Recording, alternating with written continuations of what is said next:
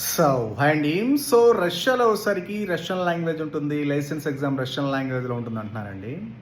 So టోటల్గా sir ఎప్పటి వరకు అందరూ మ్యానిపులేట్ చేశారు అందరినీ. మిస్ఇన్ఫర్మేషన్, అన్రియలిస్టిక్ ఇన్ఫర్మేషన్ ఇచ్చి అందరిని వచ్చేసరికి మ్యానిపులేట్ చేశారనమాట.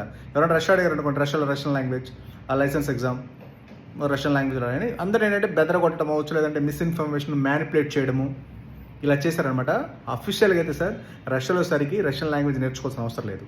మీకు ఫుల్ ఇంగ్లీష్ మీడియం, ఎంబీబీఎస్ మొత్తం ఫుల్ ఇంగ్లీష్ మీడియం, అన్ని ఎగ్జామ్స్ అన్నీ కూడా ఫుల్ ఇంగ్లీష్ మీడియమేనండి.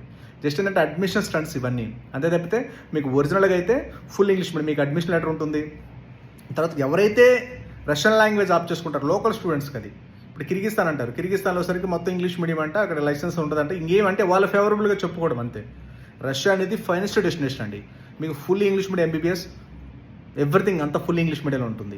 ఓకేనండి. మీకు ఒక తమిళనాడు చదివితే ఎలా ఉంటుందో, ఒక తెలంగాణ చదివితే ఎలా ఉంటుందో, లేదా ఒక ఢిల్లీ ఎయిమ్స్ చదివితే ఎలా ఉంటుందో, అదర్ స్టేట్లు చదివితే ఎలా ఉంటుందో, సేమ్ అయితే అంతే ఉంటుంది రష్యా అంటే.